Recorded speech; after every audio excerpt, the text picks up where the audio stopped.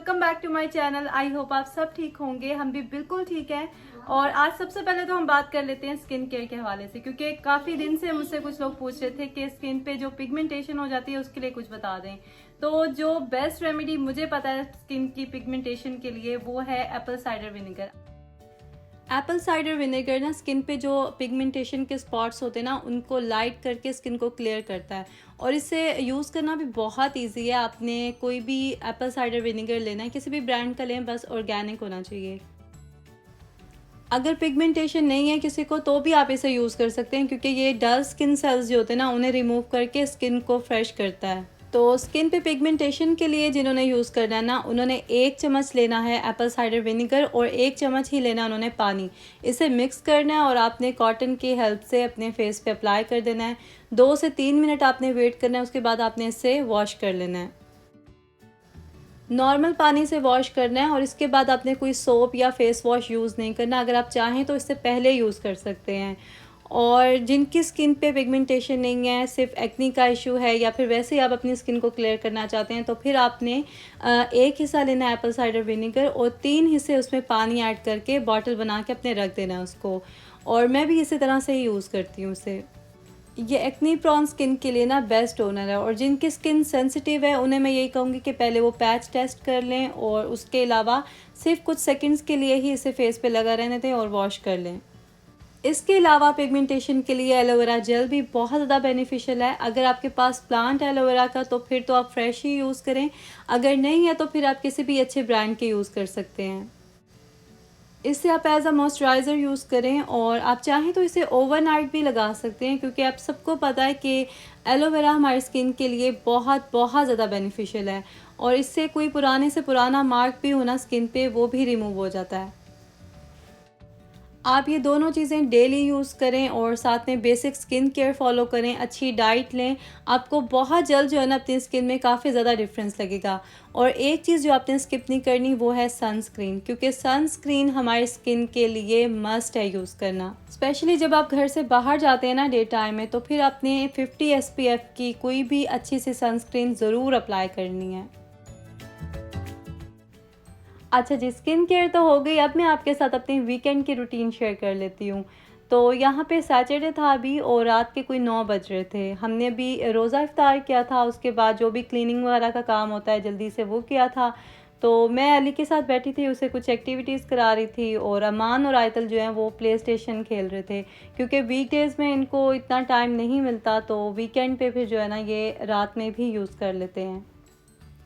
इसके बाद आयतल और अमान अली के साथ खेलेंगे और मैं जाऊंगी किचन में, क्योंकि किचन को मैं रात को क्लीन करके ही सोती हूँ, ताकि सुबह जब मैं उठूँ तो किचन सारा मेरा क्लीन हो, बर्तन धुले हुए हों, मुझे आके अच्छा फील हो। आजकल वैसे मैं कोई ख़ास क्लीनिंग वगैरह नहीं करी घर की, बस जो ज़रूरी काम होते हैं ना वही कर लेती हूँ, क्योंकि सुबह रोज़े के साथ तो हिम्मत ही नहीं होती कि आप डीप क्लीन करो और बाद में जो है वो वैसे ही आप थोड़े से लेज़ी हो जाते हैं। और पता टाइम भी इतना नहीं होता ना रमज़ान में। बस यही कोशिश होती है कि ज़्यादा से ज़्यादा टाइम इबादत में गुजारें, क्योंकि बोनस राउंड चल रहा होता है तो सब चाहते हैं ज़्यादा से ज़्यादा फ़ायदा उठाएं उससे। और मैं भी कोशिश करती हूँ कि 10 बजे तक अपने सारे काम ख़त्म कर लूँ, उसके बाद बच्चों के साथ थोड़ा टाइम स्पेंड करती हूँ और बच्चे सोने चले जाते हैं तो फिर नमाज तरावी का टाइम हो जाता है और उसके बाद जब अली सो जाए तो मैं भी सो जाती हूँ। वीकेंड पे ये है कि मेरी नींद पूरी हो जाती है, वरना वीकडेज़ में तो बच्चों को जो स्कूल भेजने वाला टाइम होता है ना वो सबसे ज़्यादा मुश्किल होता है। Good job. This is meat and meat has protein.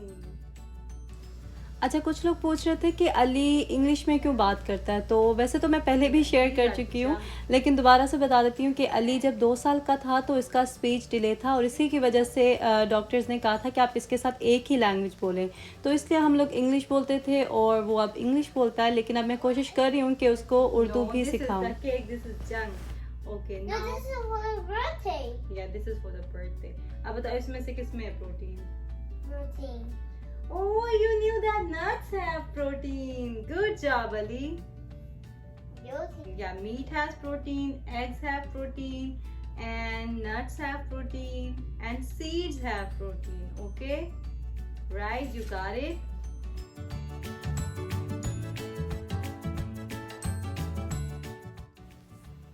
Sunday को ना हम बच्चों को कहीं न कहीं बाहर ज़रूर लेके जाते हैं, लेकिन रमज़ान में थोड़ा-सा मुश्किल हो जाता है निकलना बाहर, क्योंकि लास्ट संडे गर्मी ज़्यादा थी तो हम नहीं गए थे कहीं भी बाहर। तो इस बार हमने सोचा है कि मौसम अच्छा है तो बच्चों को कहीं न कहीं ज़रूर लेके जाते हैं। तो हम अभी आ गए थे लैफरनियर पार्क, और यहाँ पे आए तो पता चला कि कोई कार्स की एग्ज़िबिशन थी, और इतनी ज़बरदस्त किस्म की क्लासी कार्स थी ना यहाँ पे कि मैंने जल्दी से आपके लिए क्लिप बना लिया। ये सब कार्स बहुत ज़्यादा पुरानी थी, लेकिन जो ओनर्स थे इनके, उन्होंने बहुत अच्छे तरीके से इन्हें रखा हुआ था। कुछ कार्स तो इतनी नीट क्लीन थी कि लग रहा था ब्रांड न्यू हैं। वो कहते हैं ना, ओल्ड इज़ गोल्ड, तो इन कार्स को देख के लग रहा था कि बिल्कुल सही कहते हैं। आप लोग बताइएगा कि आपको कौन सी कार सबसे ज़्यादा अच्छी लगी। मुझे तो वैसे 2-3 कार्स बहुत अच्छी लगी थी। एक तो वो पर्पल वाली जो कार थी वो बहुत अच्छी लगी थी मुझे, क्योंकि उसका कलर ही बहुत प्यारा था। और ये ब्लू ट्रक जो है ना, इतना ह्यूज था, मतलब कैमरा में शायद उस तरह से नहीं फोकस हुआ, लेकिन रियल में देखने में ना बहुत डैशिंग था। और यहाँ पे अभी एक आएगी वाइट और फिरोज़ी से कलर की कार, वो भी बहुत क्यूट लग रही थी।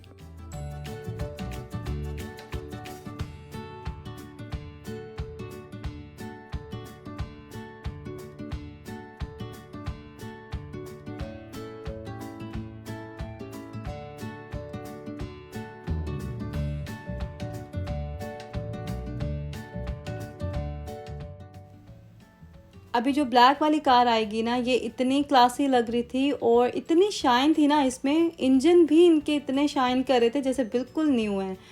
और यहाँ पे ये काफ़ी पुरानी स्टाइल की कार्स थी कुछ।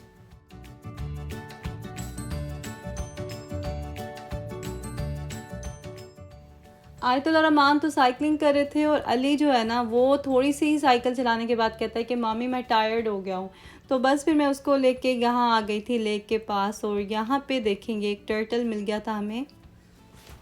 यहाँ पे वैसे टर्टल्स ना बहुत ज़्यादा नज़र आते हैं और मेरे हस्बैंड को इतने पसंद है, तो मैं उन्हें कह रही थी कि आप ऐसा करें, घर ले जाएं इसे और अपने साथ रखें।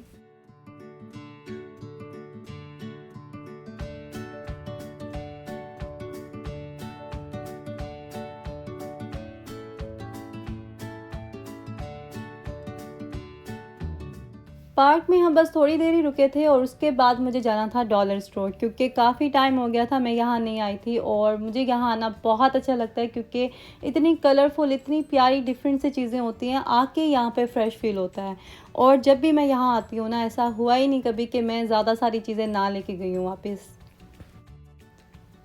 यहाँ पे बच्चों की एक्टिविटीज़ के लिए ना बहुत अच्छी चीज़ें मिल जाती हैं, तो मैं यहीं से ही मोस्टली लेती हूँ।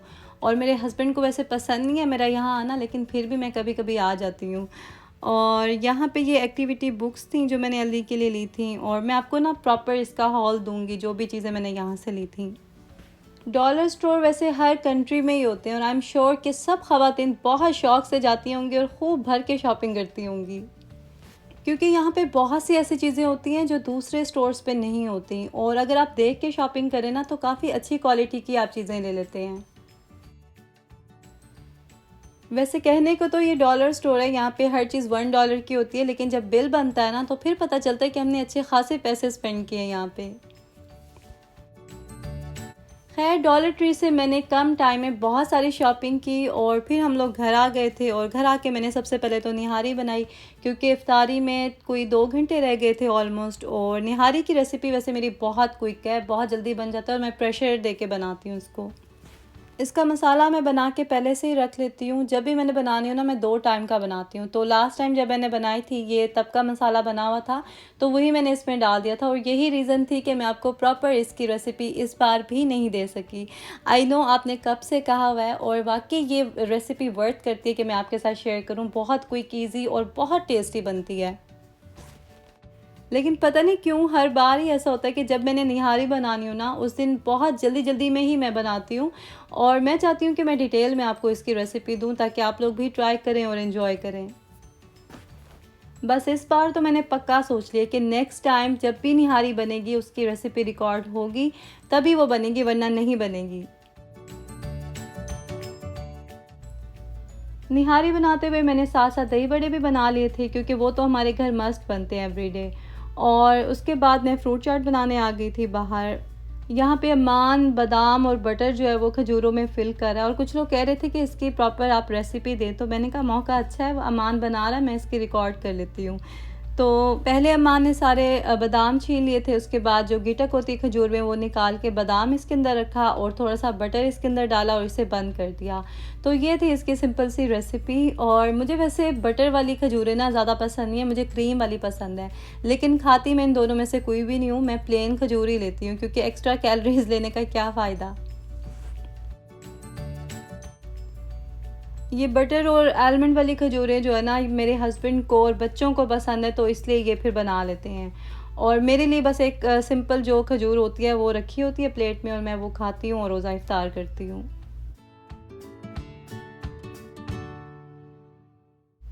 अच्छा, जब मैं फ्रूट चाट बना रही होती हूँ ना तो अली मेरे साथ बड़े मज़े से आके बैठ जाता है और जो भी फ्रूट मैं कट करती हूँ ना वो कहता है कि मेरी प्लेट में भी थोड़ा सा डाल दें। तो इस तरह से ये अपनी फ्रूट चाट भी अलग से बना लेता है और इफ्तार के टाइम पे ये नहीं खाता फ्रूट चाट शौक से, इसी टाइम पे ही खा लेता है बस।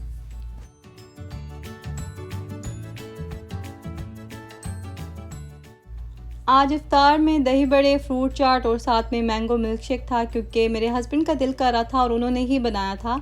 और उसके बाद फिर हमने नमाज़ वगैरह पढ़ने के बाद खा लिया था खाना, जिसमें थी निहारी मज़े की और साथ में थे नान।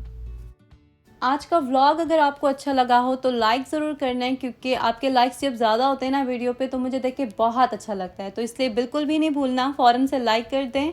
और जिन्होंने सब्सक्राइब नहीं किया वो सब्सक्राइब करें। आपसे बहुत जल्द मिलूँगी, अपना ख्याल रखें।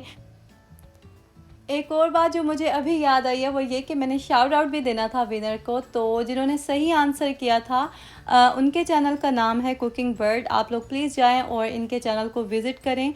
और एक और चैनल है जिन्होंने मुझे कब से कहा हुआ था, इनके चैनल का नाम है बिज़ी हॉलीडे। तो आप इन दोनों को जाके सपोर्ट करें, सब्सक्राइब करें अगर अच्छा लगे आपको, और अपना बहुत सारा ख्याल रखें। अल्लाह हाफिज़।